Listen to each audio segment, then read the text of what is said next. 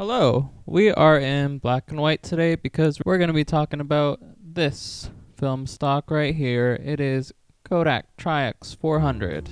Kodak Tri-X 400 is a cubic grain black and white film. It is super old. It came out in the 1950s and it was super groundbreaking for its time because of its speed.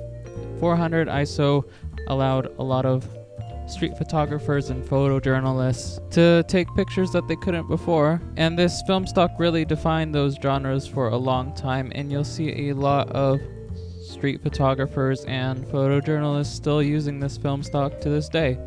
That's right, I took a history of photography course in university. I'm an educated man. I've been shooting this film stock for a while now. I've shot 6 or 7 rolls of it to mixed results, and I'll get to why in a little bit. But overall, this film stock is one of those legendary category film stocks that are used by professionals and are trusted day in, day out.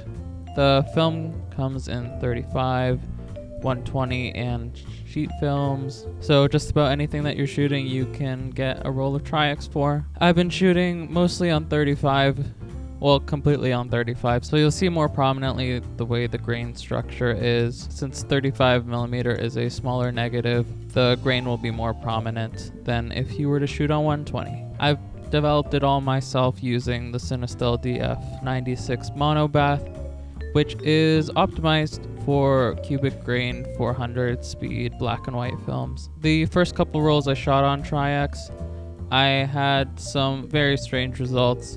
The emulsion started to crack. That resulted in these pictures with these really weird amoeba looking grain weirdness going on. It's definitely a look. It doesn't look great for portraits because it looks like something's really wrong. But I think it was the particular seller that I got from Amazon, because all the other rolls that I bought from local camera stores were totally fine and totally usable. So I guess that's a testament to storing your film properly. Film is best stored in refrigerators. That just stops a lot of the chemical reactions from happening and makes your film last longer. Tri-X is among a lot of competitors, chief of which is probably Ilford HP5, another 400 speed cubic grain film that has also achieved pretty legendary status as well. I made a video about it. Tri-X is known for higher contrast for the most part. I say that with a caveat. I think really what defines the Tri-X look is the midtones.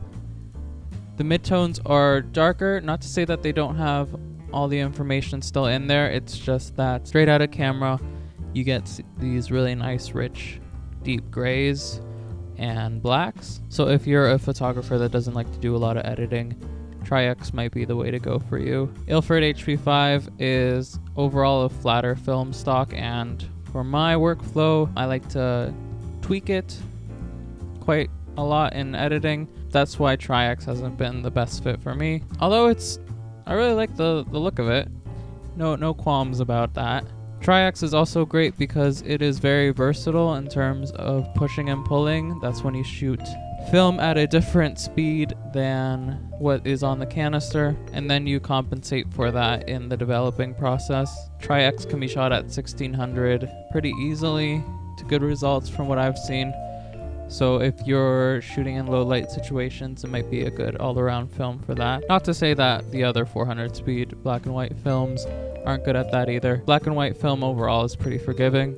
Speaking of forgivingness, the latitude of the film, the ability for the film to be over or underexposed, that's right, I'm in film school, I know what's up. It's really great on Tri-X. So I overexposed some shots from, my guess was like 5 or 6 stops. It was like, if you shot this on digital, it would have been completely blown out, but I managed to get some pretty salvageable pictures after some editing, which makes this film stock really great for point-and-shoot cameras or automatic cameras that might not get the exposure right all the time. So currently at the moment, Tri-X has gone up in price along with all of Kodak's film stocks. So as a result, Tri-X is become one of the more expensive cubic grain films.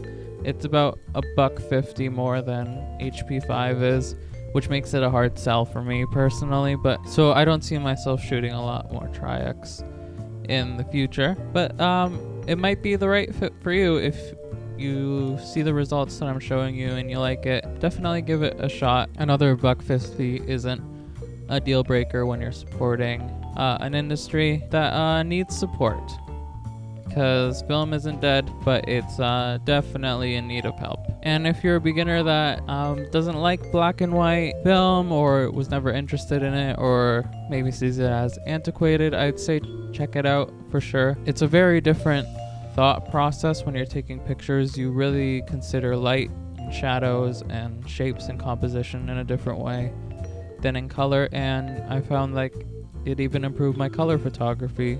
So I think that's about it. Yeah. Okay.